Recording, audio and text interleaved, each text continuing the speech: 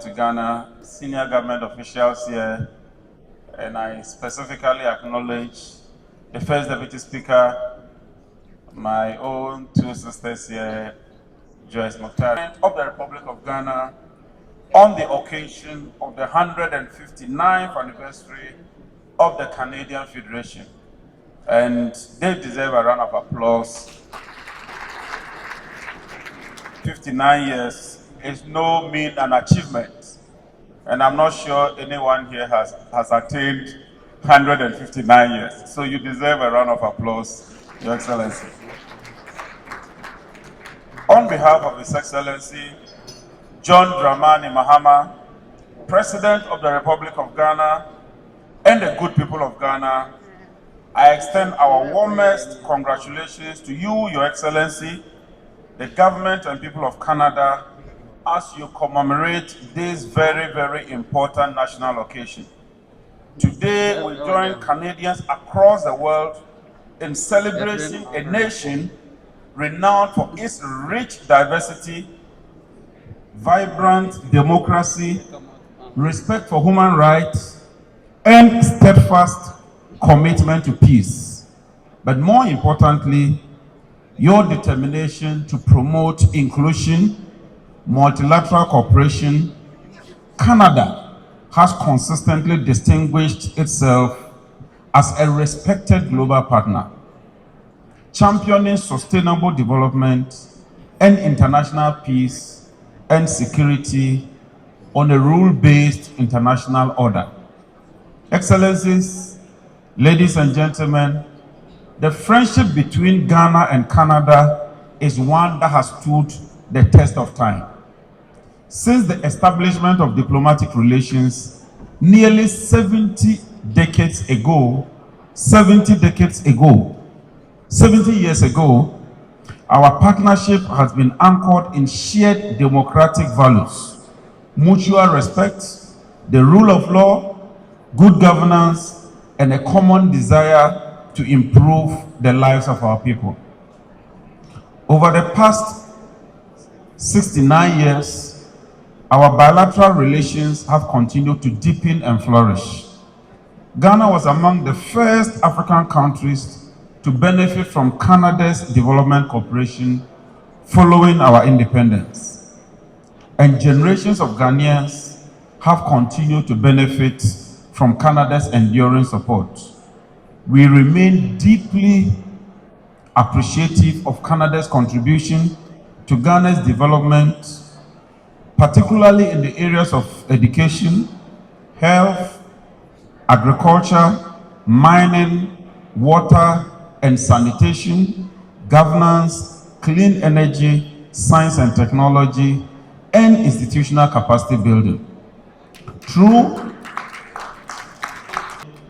Recently, we signed an MOU with a Canadian company to process solid waste into energy and other uses in this country. And on this note, I want to single out the ambassador and to thank you for your dedication, your commitment. Through your hard work and inspiration, we're able to sign that MOU. And I commend you, Madam Ambassador. I thank you very much. It is my hope that we will move to the next level so that we can process a lot of our waste. Because in Ghana, one of our major problems is how to deal with the waste that we generate in Ghana. And so to be able to convert that waste into useful energy in a sustainable manner, I think that that is commendable. And I want to promise you that I would work in partnership with you to achieve and attain that objective. Today, however, our relationship has evolved well beyond traditional development cooperation. It is increasingly being shaped by trade, being shaped by investment, innovation, technology transfer, and sustainable economic growth. This evolution reflects our shared aspiration to build a modern partnership founded on mutual respect, shared prosperity, and long-term economic transformation. Under the leadership of His Excellency, President John Dramani Mahama, and guided by the government's research agenda, Ghana is aggressively implementing bold reforms to restore investor confidence, accelerate industrialization, expand renewable energy, promote value addition, and position Ghana as a competitive investment destination within the Community of Nations. In this regard, we see enormous potential and opportunities for stronger collaboration with Canada, particularly in the area of renewable energy, critical minerals, responsible mining, agribusiness, manufacturing, digital innovation, infrastructure, education, artificial intelligence. The list is endless. Canadian expertise, technology, and investment can play an important role in supporting Ghana's economic transformation while creating mutual beneficial opportunities for businesses for both countries. As host of the African Continental Free Trade Area, AfTA, Ghana also offers Canadian businesses an ideal gateway to one of the world's fastest growing markets. We encourage Ghanaian and Canadian investors to take advantage of this unique platform to expand our bilateral relationship across Africa and beyond. Madam High Commissioner, our cooperation extends well beyond bilateral agreements. Ghana and Canada continue to work closely with the United Nations, the Commonwealth, La Francophonie, and other multilateral institutions in advancing peace, democracy, gender equity, sustainable development, and international relations and security. We particularly commend Canada's leadership through the LCA initiative, which has enhanced the participation of Ghanaian women in United Nations peacekeeping operations. We also value Canada's continued support to the Ghana Armed Forces and the Kofi Annan International Peacekeeping Training Center, as well as our growing collaboration in maritime security, peace building, and regional stability.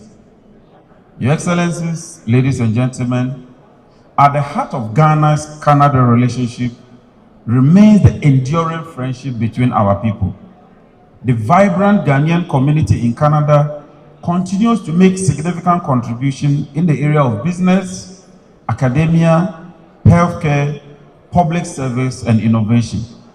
They remain invaluable in bridging the gap and the bridge between our two nations, and a living testament to the strength of our people. And I'm not surprised that you decided to name your square Sankofa Square. And I thank you for that.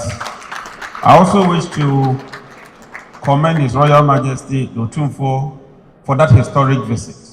It goes to cement that relationship between us, and I'm grateful to you, and I kindly convey our appreciation to His Majesty. As the 2026 FIFA World Cup continues, Ghana congratulates Canada on successfully co-hosting this historic global event. Beyond football, the tournament serves as a celebration of diversity, friendship, and the power of sports to unite nations and cultures. And I congratulate you for what you've been doing as far as the World Cup is concerned. Busy with the power situation, so I haven't been following the football keenly. So I whispered to ask the ambassador whether Canada was still in the game. And she said, yes, we are. Ambassador, Ghana is also in the game. And so I pray that we never cross paths until we get to the finals. And so let me congratulate you. I wish you the best in the tournament. But I'm aware that Saturday Ghana is playing. And so I've been working across with the next stage. Ladies and gentlemen, as we look ahead to the 70th anniversary of diplomatic relations next year, I wish, on behalf of His Excellency the President, to reaffirm Ghana's commitment to further deepening our partnership with Canada and exploring new frontiers of cooperation that will benefit our two countries. Your Excellencies, members of the press, ladies and gentlemen, at this point, may I invite you all to rise and join me in a toast.